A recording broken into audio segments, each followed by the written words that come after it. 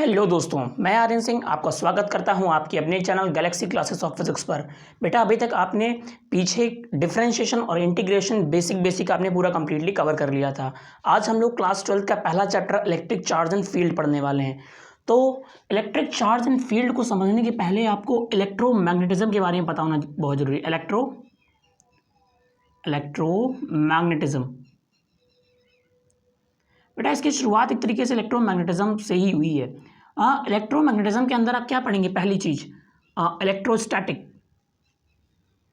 Electrostatic बेटा, और इसी के साथ आप दूसरी चीज क्या पढ़ेंगे? इलेक्ट्रोडायनेमिक्स। लगता है मेरे मार्कर की इंक खत्म हो गई। इलेक्ट्रोडायनेमिक्स, ठीक है बेटा। इलेक्ट्रोमैग्नेटिज्म के अंदर दो चीजें आती हैं, एक आता है इलेक्ट्रोस्टैटिक, दूसरा आता है इलेक्ट्रोडायनेमिक्स। इलेक्ट्रोस्टैटिक से आपको फील नहीं आ रहा कि ये स्टैटिक एट रेस्ट की बात कर रहा है। इलेक्ट्रो मतलब चार्ज होता है, इसका मतलब इसके अंदर कौन सी बातें चलेंगी? चार्ज एट रेस्ट के बारे में बात चलेंगी। चार्ज, इलेक्ट्रो मतलब चार्ज और स्टैटिक मतलब एट रेस्ट, मतलब रुके हुए चार्ज की पूरी स्टडी इस ब्रांच के अंदर होगी। इलेक्ट्रोस्टैटिक के अंदर चार्ज एट रेस्ट की बात होगी। और इलेक्ट्रोडायनेमिक्स क्या है बेटा? इलेक्ट्रो मतलब चार्ज, डायनेमिक्स मतलब मोशन। इसका मतलब इसके अंदर क्या पढ़ेंगे? चार्ज इन मोशन के बारे में पढ़ेंगे। चार्ज इन मोशन, ठीक है, चार्ज इन मोशन बेटा। Electrostatic charge at rest, electrodynamics charge in motion. बेटा आपकी जो पहली बुक है वो पूरी इलेक्ट्रोमैग्नेटिज्म पर बेस्ड है। उसके अंदर आपको केवल इलेक्ट्रोमैग्नेटिज्म ही पढ़ना पड़ेगा और उसके अंदर ये दोनों चीजें पढ़नी पड़ेंगी, ठीक है। तो इलेक्ट्रोस्टैटिक के अंदर आपके ये पता होना चाहिए कौन कौन से चैप्टर्स आते हैं। आप पहला चैप्टर शुरू करने वाले हो तो ये भी तो पता होना चाहिए चैप्टर किस ब्रांच के अंदर आता है कि नहीं। तो बेटा इलेक्ट्रोस्टैटिक के अंदर पहला चैप्टर आता है आपका इलेक्ट्रिक चार्ज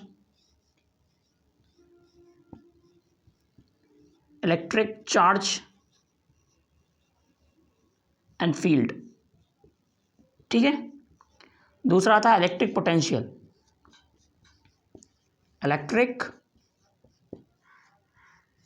पोटेंशियल। इसका मतलब ये जो chapter electric charge and field आप पढ़ने वाले हैं वो किसका है? इलेक्ट्रोस्टैटिक का है। और इलेक्ट्रोस्टैटिक क्या मतलब क्या होता है? चार्ज एट रेस्ट, ठीक है, चार्ज एट रेस्ट। तो अब जब इसके अंदर ये चैप्टर आ रहा है तो इसका मतलब इस पूरे चैप्टर में आप चार्ज के रुके हुए अवस्था के बारे में जानेंगे, चार्ज की रेस्ट पोजीशन के बारे में समझेंगे। पूरे चैप्टर में आपका चार्ज क्या रहेगा? रेस्ट में रहेगा, इन दोनों में, इलेक्ट्रिक चार्ज एंड फील्ड में और इलेक्ट्रिक पोटेंशियल में, ठीक। और इलेक्ट्रोडायनेमिक्स समझना है जिसमें चार्ज आपका मोशन में हो। इसके आगे आने वाले चैप्टर क्या है? करंट इलेक्ट्रिसिटी हो गया, पहला चैप्टर करंट इलेक्ट्रिसिटीज के अंदर आप पढ़ेंगे, ठीक। इसके बाद आप इसके अंदर क्या पढ़ेंगे? मैग्नेटिज्म पढ़ेंगे, या फिर magnetic effect of electric current, magnetic effect of electric current, EC लिख रहा हूँ, इलेक्ट्रिक करंट इसका मतलब है। और इसके बाद इसके अंदर मैग्नेटिज्म पढ़ेंगे,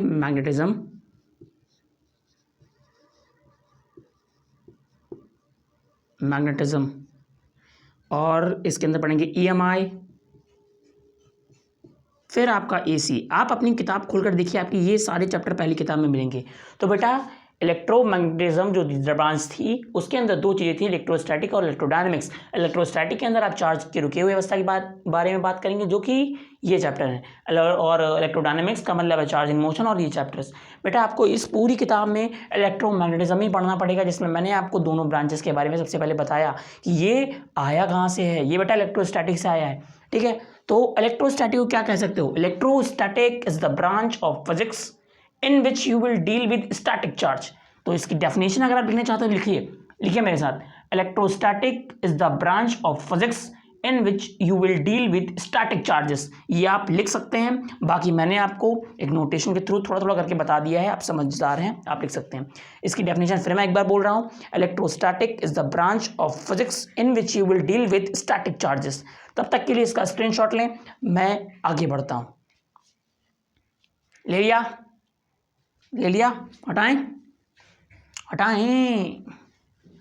ओके, तो बेटा आपने ये समझा कि ये चैप्टर आता किस ब्रांच के अंदर है, ये आपने पूरी तरह से समझ लिया। ठीक है, अब बढ़ेंगे हम लोग किस में, आगे बढ़ेंगे। तो बेटा आपने अभी तक ये समझा कि ये जो ब्रांच है वो आपकी इलेक्ट्रोस्टैटिक है, जिस जो आप पढ़ने वाले हैं। इलेक्ट्रोस्टैटिक के अंदर आपका ये चैप्टर आता है। तो पहली डेफिनेशन ही है इस चैप्टर की, चार्ज।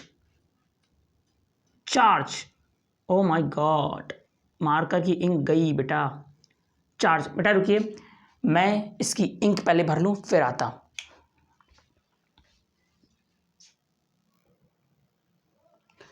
तो बेटा हमारे मार्कर साहब प्यासे हो गए थे, इनको इंक भरकर मैं आपके सामने प्रस्तुत हूं।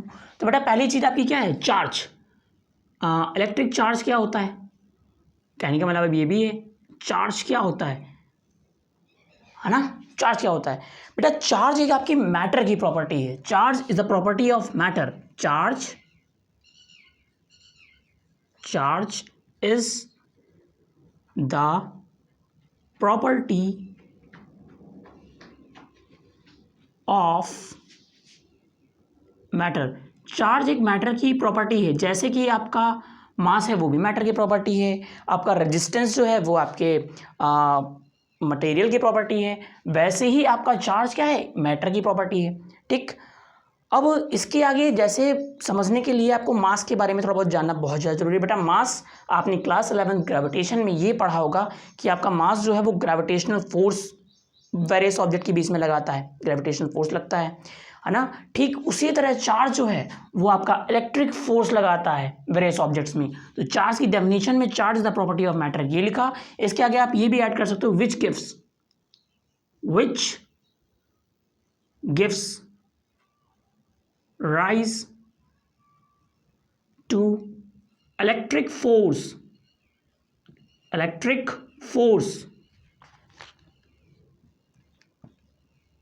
Of various objects. ठीक है, तो बेटा आपकी ये चार्ज की डेफिनेशन समझ में आया। बेटा charge is a property of matter which give rise to electric force of various object. Various objects के बीच में इलेक्ट्रिक फोर्स लाता है, जैसे कि आपका मास जो है वो वेरियस ऑब्जेक्ट्स में आपका ग्रेविटेशनल फोर्स लगाता है, वैसे ही आपका चार्ज जो है वो वेरियस ऑब्जेक्ट में इलेक्ट्रिक फोर्स लगाता है। चार्ज क्या है, मैटर की प्रॉपर्टी है। तो charge is a property of matter which gives rise to electric force of various object. बेटा इसका सिंबल क्या है, सिंबल इसको शो करते हैं, इसका सिंबल क्या है बेटा, Q, small Q is a symbol of charge. बेटा इसकी क्या बोलेंगे, यूनिट क्या है, यूनिट, ऐसा यूनिट बोलो, यूनिट बोलो क्या है, कूलाम्ब। ठीक, ये चार्ज जो है वो आपकी क्या है, it is a scalar quantity, ये एक स्केलर क्वांटिटी है, इट इज स्केलर क्वांटिटी। बेटा जल्दी जल्दी मैं बता रहा हूँ क्योंकि ये सब बेसिक चीज़ें हैं जो कि आपको थोड़ा जल्दी बताना चाहिए। चार्ज का symbol Q, unit coulomb, it is scalar quantity. और इसी के साथ साथ आपको बताना चाहिए एक इलेक्ट्रॉन पर कितना चार्ज होता है ना, क्या होता है 1.8 इंटू 10⁻⁻19 कूलाम्ब। क्या है बेटा, ये चार्ज ऑन इलेक्ट्रॉन है, चार्ज ऑन इलेक्ट्रॉन कितना है 1.8 इंटू 10⁻⁻19 कूलाम्ब। बेटा मास ऑफ इलेक्ट्रॉन क्या होता है, मास ही पता होना चाहिए। मास ऑफ इलेक्ट्रॉन क्या होता है 9.1 इंटू 10⁻31 kg। ठीक है, इसका मास ऑफ इलेक्ट्रॉन ये है और चार्ज ऑन इलेक्ट्रॉन बेटा ये है। बेटा आपके अल्फा पार्टिकल पर क्या होता है चार्ज, अल्फा पार्टिकल पर क्या होता है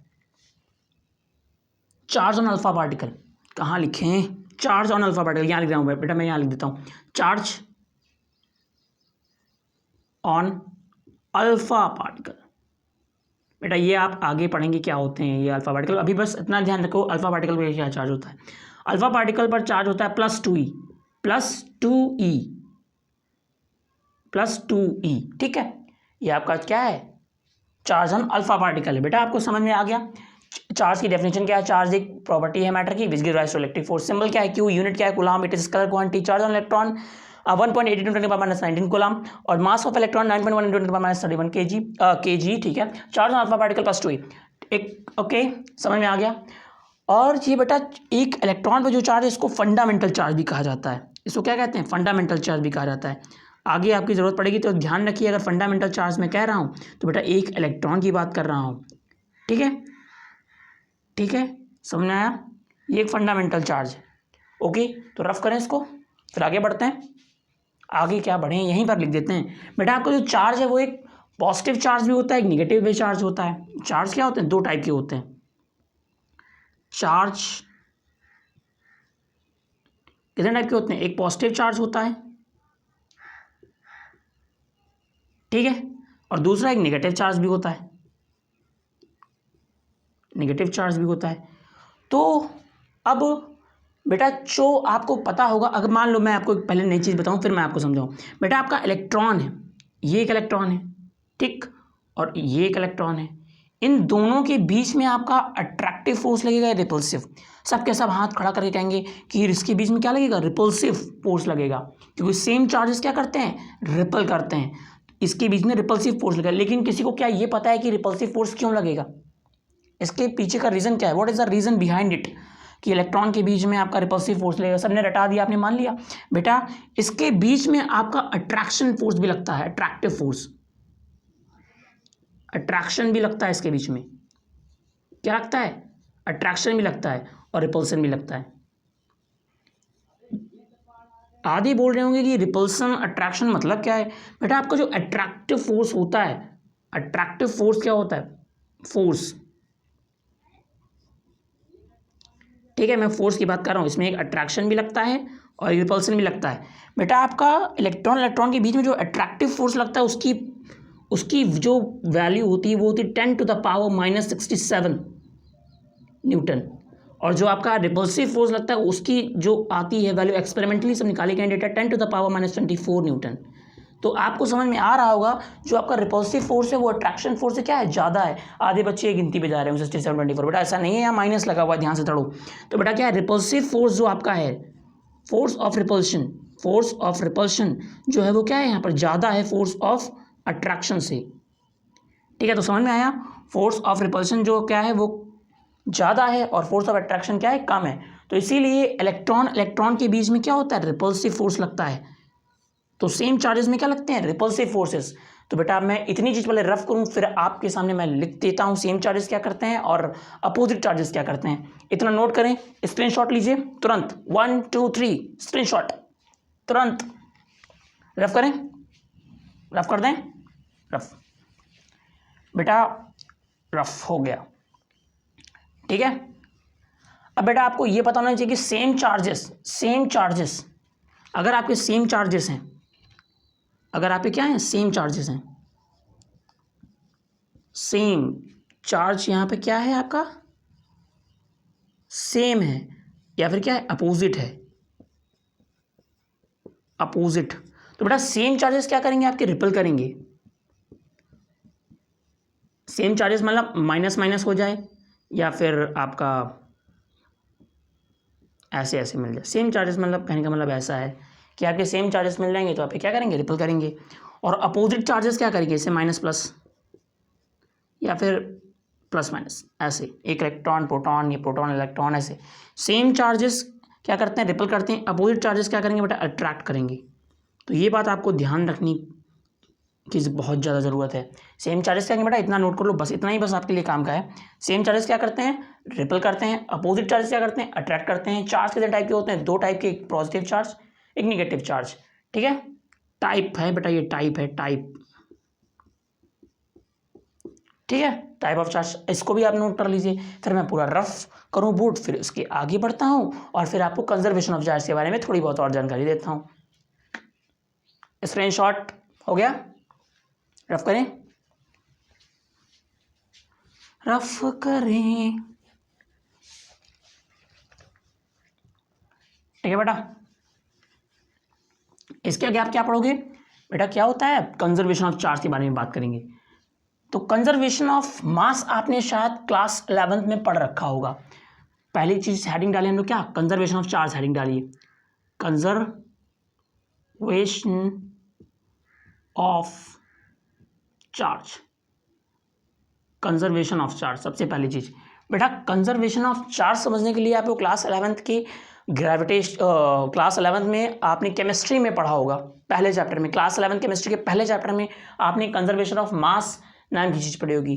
बेटा वहाँ पे मास क्या बताया गया था, आपका मास जो है वो आपके रिएक्शन के पहले रिएक्शन के बाद क्या रहेगा, कंजर्व रहेगा, मास नहीं चेंज होगा। ये बताया गया होगा आपका मास जो है वो कभी ना डिस्ट्रॉय होता है ना ही आप क्रिएट कर सकते हैं। ये बताया गया होगा कि आपका जो मास है वो आपका क्या कहते हैं ना, मतलब फॉर्म आपकी चेंज होगी मास की, कभी डिस्ट्रॉय नहीं होगा। मतलब क्या आपने किसी पेपर को जलाया, उसमें मास था, वो बदल के राख में बदल गया, ठीक है, इसका मतलब मास कंजर्व रहेगा हर हालत में। मेरा बस मतलब इतना सा था। तो जैसे चार्ज आपका कंजर्वेशन ऑफ चार्ज में ऐसा था कि आप ना मास को बना सकते हैं ना क्रिएट कर सकते हैं, वैसे ही आपका यहाँ पे क्या होगा, charge can not be created, cannot be created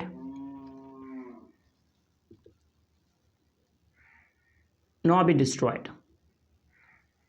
ठीक है, चार्ज को ना आप बना सकते हैं ना ही पैदा कर सकते हैं। ठीक है, दूसरी चीज, अब चार्ज जो है वो वहां पे क्या था, वहां पे मास क्या था, अपनी फॉर्म चेंज करता था। यहाँ पे चार्ज क्या होगा, केवल ट्रांसफर होगा। चार्ज कैन ट्रांसफर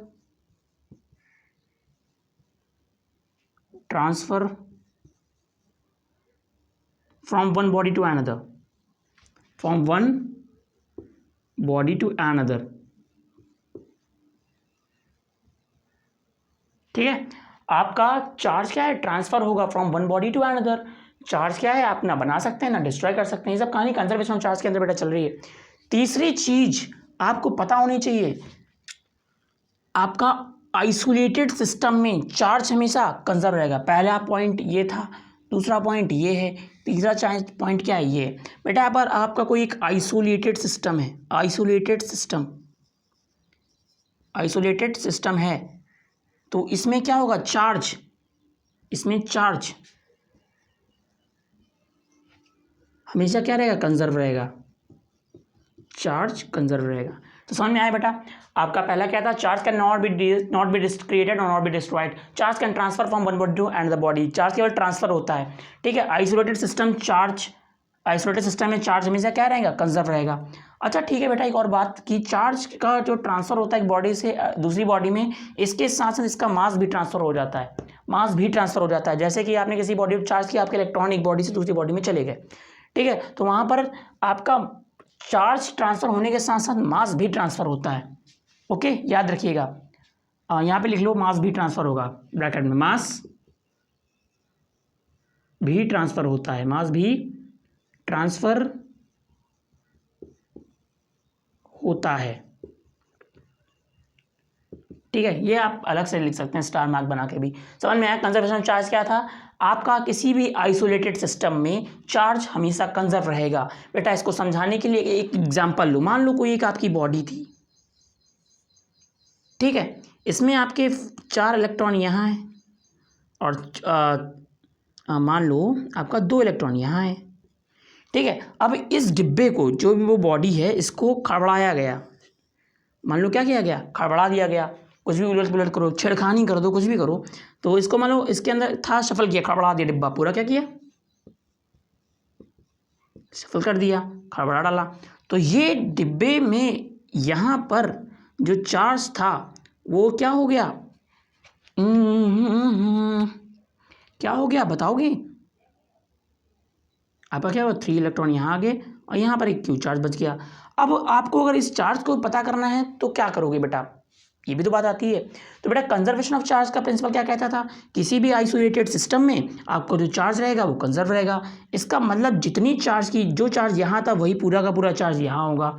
तो आपका 4 इलेक्ट्रॉन, या ऐसे भी कह सकते हो टोटल चार्ज जो यहाँ है, टोटल चार्ज जो यहाँ पर है, इनिशियली टोटल चार्ज जो है, जो आपका शुरुआत में था, वो किसके इक्वल होगा, फाइनल टोटल चार्ज के, फाइनली जो आपका मिला है। ठीक, ये दोनों आपके पास में क्या होंगे, बराबर होंगे, किसके, due to conservation of charge principle के। तो बेटा आपका क्या होगा, 4 इलेक्ट्रॉन्स टोटल चार्ज कर रहे हैं ना +2 इलेक्ट्रॉन्स।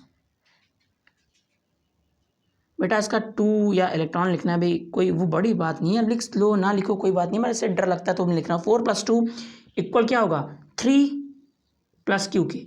इसी की वैल्यू आपको पता करनी। देखो दोनों चार्ज, जो चार्ज यहाँ है वही चार्ज पूरा पूरा यहाँ है, तो मैंने ऐसे जोड़ के रख दिया, दोनों बराबर ही निकलेंगे। तो इससे आप Q की वैल्यू निकाल सकते हो। 4 2 6 इक्वल में 3 + Q। ठीक है, तो बेटा आपका Q क्या आ जाएगा 3 आ जाएगा। इसका मतलब इस पर चार्ज कितना है 3 इलेक्ट्रॉन। ये जो Q है, ये जो Q था यहाँ क्या था 3 इलेक्ट्रॉन इसमें थे। अब यहाँ जोड़ के देख लो, यहाँ पे क्या आएगा 4 2 6, टोटल कितना आया 6, और यहाँ पर कितना आया 3 3 6। तो इससे आपको ये समझ में आ गया होगा कि किसी भी आइसोलेटेड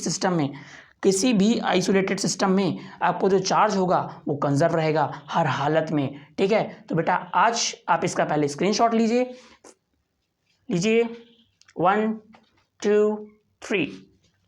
ठीक है, तो बेटा आज के लेक्चर में बस इतना ही। हम मिलेंगे एक नए लेक्चर में एक नई एनर्जी और नई ऊर्जा के साथ। तब तक के लिए be happy and take care.